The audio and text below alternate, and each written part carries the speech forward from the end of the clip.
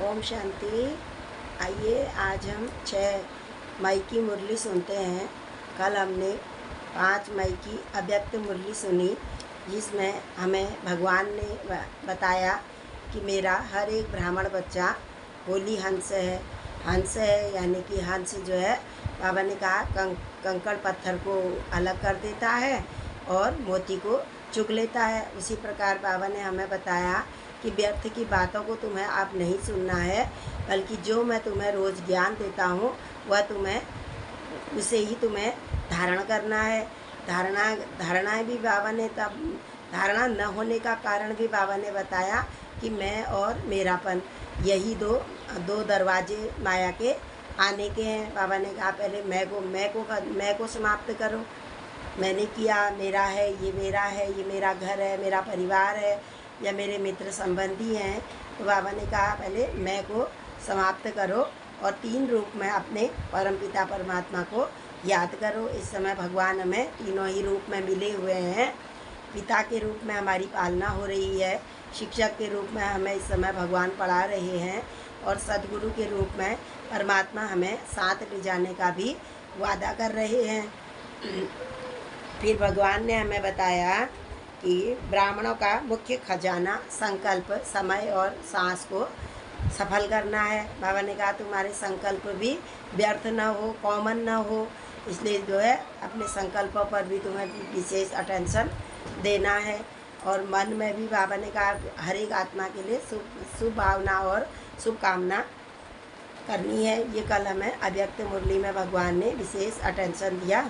तो आज हम सुनेंगे 6 मई की मुरली। आज की तारीख है 6/5/2024, प्रातः मुरली। ओम शांति। बाप दादा मधुबन। बाबा कह रहे हैं मीठे बच्चे, इस जन्म के पापों से हल्का होने के लिए बाप को सच सच सुनाओ।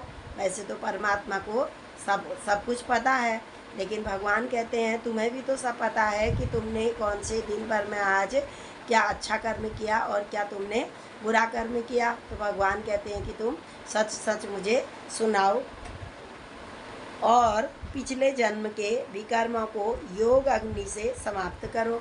कई जन्मों के 63 जन्मों के संस्कार हमारे अंदर भरे हुए हैं, विकर्मों का बोझा है।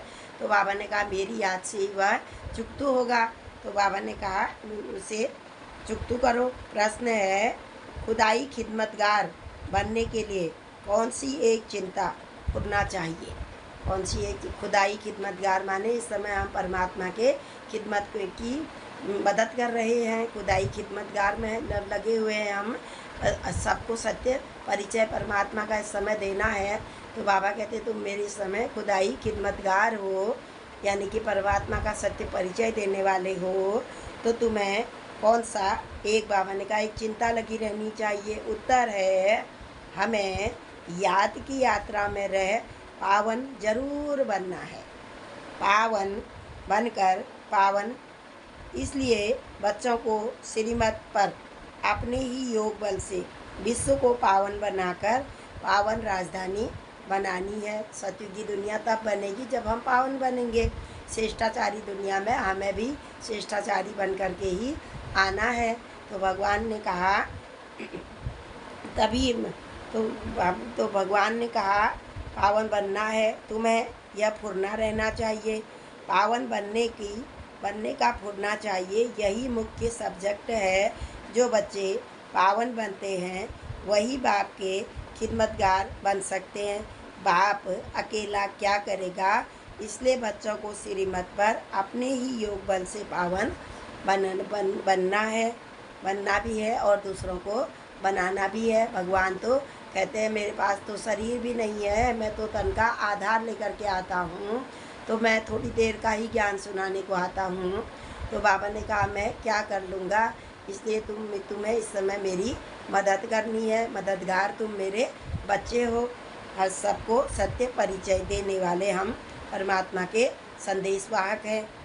आज का मुरली से धारण करने के लिए मुख्य सार है, मुरली सुनकर फिर सुनानी है। पढ़ने के साथ साथ पढ़ाना भी है। मुरली सुनकर हमें अन्य आत्माओं को सुनानी भी है। और यह पढ़ाई पढ़नी भी है और दूसरों को भी पढ़ानी है। कल्याणकारी बनना है, बैज मैसेंजर की निशानी है जो हमें परमात्मा ने हमें बैज लगाने को दिया हुआ है, जो हम जिसे हम लगाते हैं। तो भगवान ने कहा यह भी तुम्हारी एक मैसेंजर की निशानी है, तो यह भी तुम्हें हमेशा लगा करके रखना है। दूसरा है विश्व में शांति स्थापन करने के लिए याद की यात्रा में रहना है।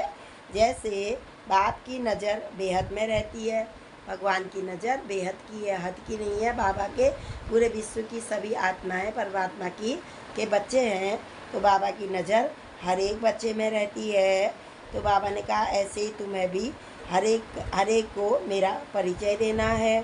सारी दुनिया को पावन बनाने के लिए करंट देते हैं। भगवान सारी दुनिया को पावन बनाने के लिए अपनी ओर आकर्षित करते हैं। ऐसे फॉलो फादर कर मददगार बनना है। ऐसे ही भगवान कहते हैं तुम्हें भी मेरा मददगार बनना है।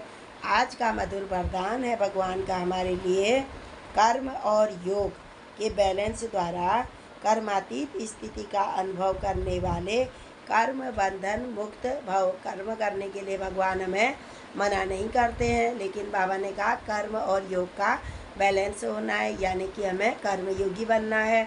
हाथों से कर्म करना है, कर्मेंद्रियों से कर्म करना है और मुख से परमात्मा को मन ही मन याद करना है। मन मना भव का मंत्र भगवान ने हमें दिया है।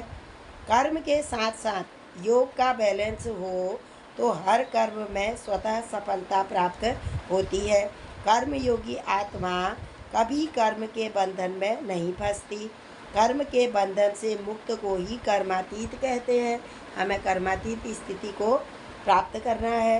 कर्मातीत का अर्थ यह नहीं कि कर्म से अतीत हो जाओ। बाबा ने कहा कर्म न करो, एक जगह बैठ करके मुझे ऐसे याद नहीं करना है, बल्कि कर्म करते ही मुझे बुद्धि से मुझे याद करना है। कर्म से न्यारे नहीं बनना है। कर्म के बंधन में फंसने से न्यारे बनो। ऐसे कर्मयोगी आत्मा अपने कर्म से अनेकों का कर्म श्रेष्ठ बनाने वाली होगी। उसके लिए हर कार्य मनोरंजन लगेगा, मुश्किल का अनुभव भी नहीं होगा। यदि हम बुद्धि को परमात्मा के साथ जोड़ दें, बुद्धि का तार परमात्मा के साथ लगातार लगा रहे और हाथों से कर्म करते रहें, तो हमें कर्म करने में भी कोई मेहनत नहीं लगेगी। आज का स्लोगन है परमात्मा प्यार ही समय की घंटी है जो अमृत वेले उठा देती है। हम अलार्म से नहीं उठते हैं, बल्कि हमें तो परमात्मा प्यार ही हमें 3:30-4 बजे उठा देता है। तो यही हमें परमात्मा प्यार की घंटी है जो अमृत वेले परमात्मा हमें उठा करके कई शक्तियों से भरपूर करते हैं। सारा भंडारा हमें दे देते हैं। अच्छा, ओम शांति, ओम शांति, ओम शांति।